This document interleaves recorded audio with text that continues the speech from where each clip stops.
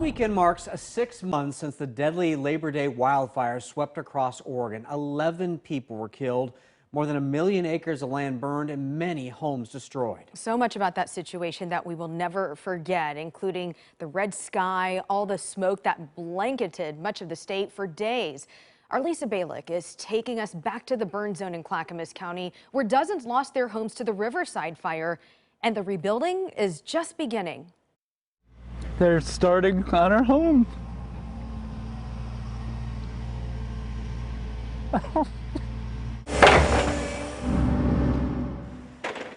For Peter Bush and Lisa Fuller, it's a remarkable day. I'm honored that you're here. Thank you.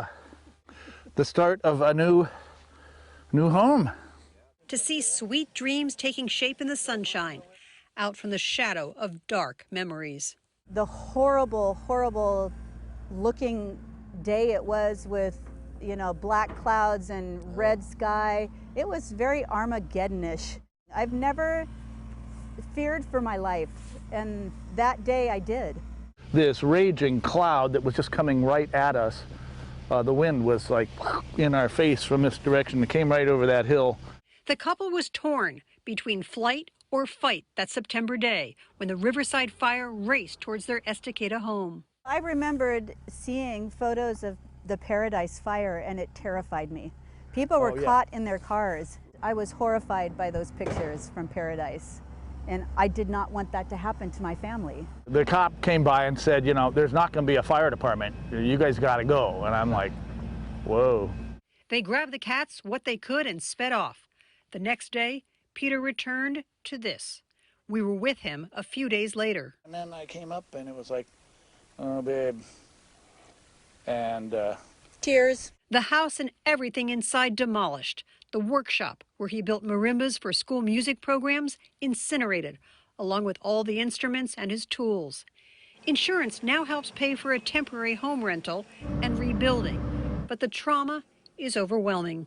Grief is going to have its way with you no matter what. And it's very much like anything in life, that if I fight it, if I push it away, if I ignore it, or I don't allow it to be, it's going to kick me later. Lisa is a former hospice nurse. She wants others to understand that healing will take time. Laughter, humor, distraction, or if I need to watch 3 romantic comedies in a row one night, I'm going to do that, because it means I've gone somewhere happy for me. right about here is going to be our bedroom. Isn't it beautiful? And then here, let's walk through the hallway. There's actually trees left. We'll walk through the hallway that's going to go right here. The couple is also restarting their businesses. He's already got orders.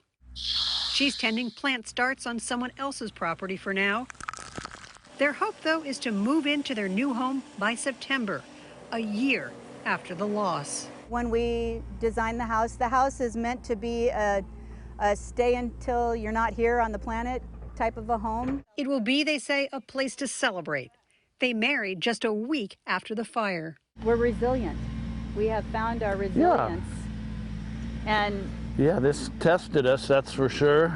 yeah. But I mean, we survived with flying colors, I believe, my dear.